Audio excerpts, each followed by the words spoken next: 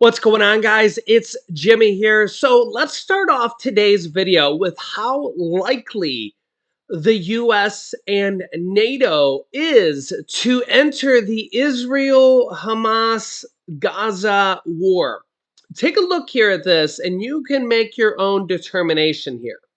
Okay, first up from Politico.eu. NATO backs Israel and warns Iran to stay away. Western allies promised more weapons to Israel, but there are worries about a disproportionate response in Gaza. Ukraine's allies have spent the past 18 months very carefully, aka NATO, calibrating what weapons they'll send to Kyiv, putting restrictions on their use. A lot of this is because, well, Russia has 6,000 nuclear weapons. And Hamas does not. But NATO defense ministries here in the last few days showed no such reservations about Israel, and they promised to send arms needed to combat Hamas. U.S. Defense Secretary Lloyd Austin defended Israel's use of Americans' arms amid concerns about its tactics against Gaza, including cutting off fuel, water, and electricity, saying, quote, in terms of conditions that we would place on the security assistance that we're providing to Israel, we have not placed any conditions on the provision of this equipment. And the U.S. support from Americans, just the average everyday American in the United States, is very high. Normally, support for war or defending another country is not normally this high. Support for Israel, overall, 65% said the U.S. should support Israel publicly. That was true of big majorities of both parties, 77% of Republicans and 69% of Democrats. Only 54% of independents believe this, but both parties were extremely high, extremely high. You guys can see this here in a recent survey. This is way, way higher than we would normally see in support in a other war scenario. A lot of this is because Israel has been a long time ally, and you can actually see this in the age differences here. People that read the Bible know about that this has been written about for a long time. Take a look here at the age differences here in support.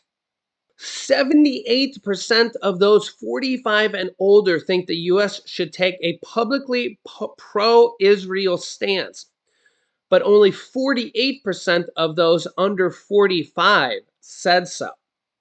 Just 48% of Gen Z and millennials said the U.S. should publicly voice support, as compared to 63% of Gen X, 83% of baby boomers, and 86% of the silent and greatest generation.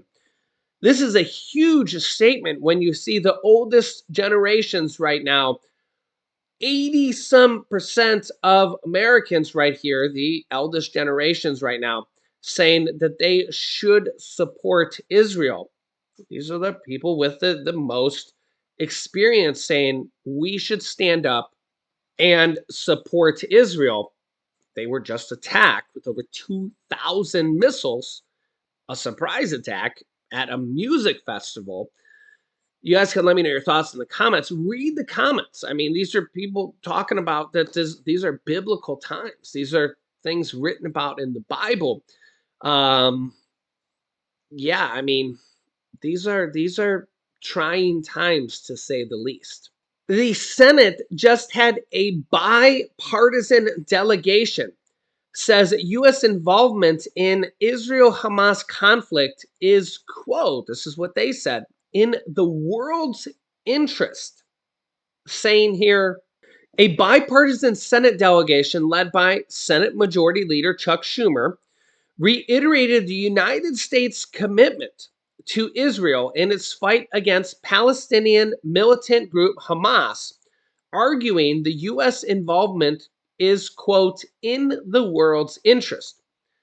And this is where you guys can start to think that maybe the U.S. is going to be more involved than a lot of people think.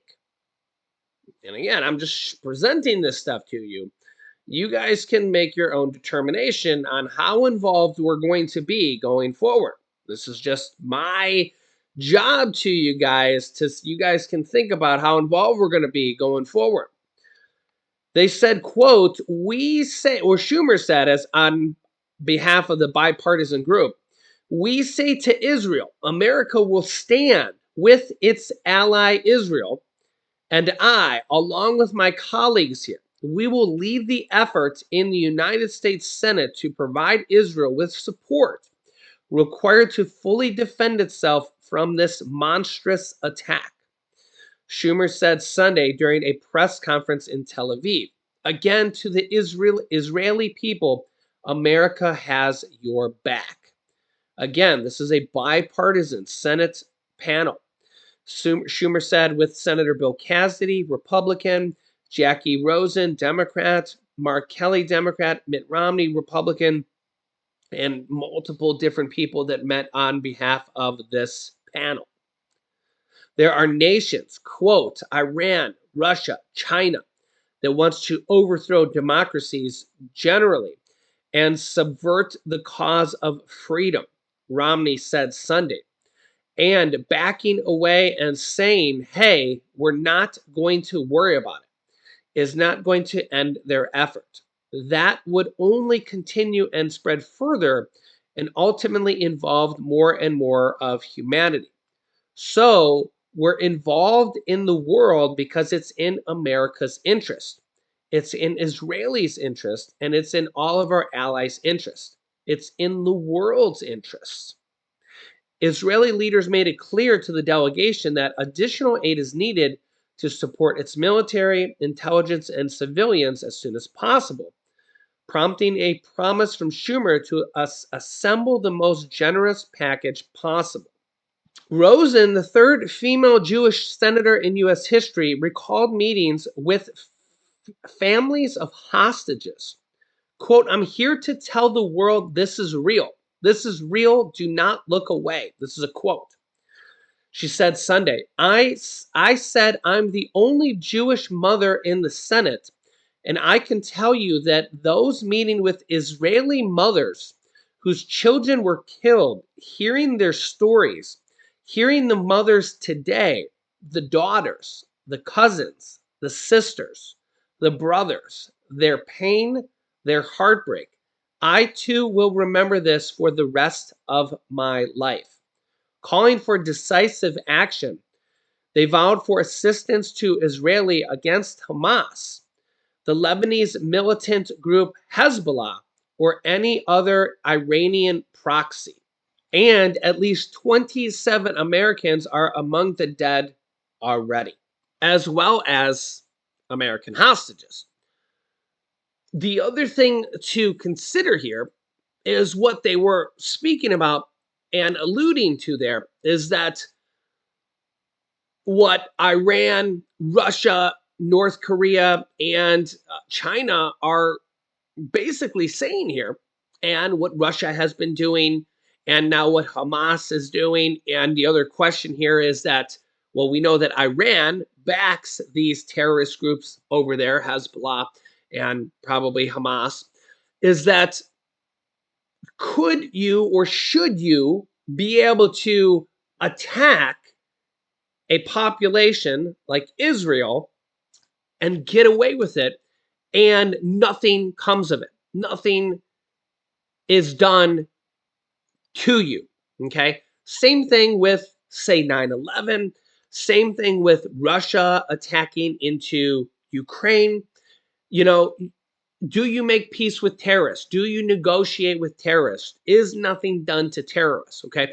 You think about 9/11. Imagine if 9/11 happened and besides the conspiracy theories and stuff like that, okay? You know, think about if something like this happened and you just let it go. You just let it go and you say, okay, well, it happened. It is what it is. 2,000 missiles sent to Israel. And oh, well, it happened. Let's hope it doesn't happen again. You know, these terrorist groups are still out there and it's just going to happen again. In fact, Hamas is still attacking and has been attacking Israel with missiles for days. This is the problem. And we also know that Russia, North Korea, Iran, and China are watching to see what the world is going to do.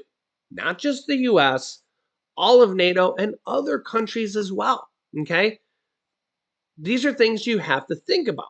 And I'm not in government leadership. I don't want to ever be in government leadership. But these are things that you have to think about as whether you're from America or not. I've been getting a lot of comments from people all over the world that watch this show. So whether you're from the United States or you're from any other country, these are things that you have to think about. Do you want terrorist groups from any country to be able to get away with things like this? Imagine if someone attacks your country.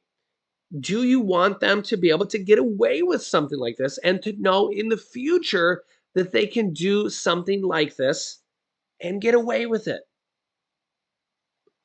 Because this is what the world is watching right now. And these groups are watching this and thinking, maybe we could get away with it. In fact, you can look right here.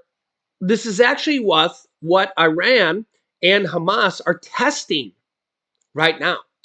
Iran says that Hamas is ready to release the hostages if Israel does not attack back anymore. Okay, Hamas has not confirmed this, but Iran is saying this. Okay, hey, don't attack us back anymore. We're sorry that we hit you with over 2,000 missiles just on the first day alone. We didn't think that you would attack back like this. We'll give you back the hostages. Sorry for the ones that are dead already. Yeah, my bad, our bad. Can you just forgive us? Yeah, those 2,000 missiles, think about that. 2,000 missiles. That wasn't an accident.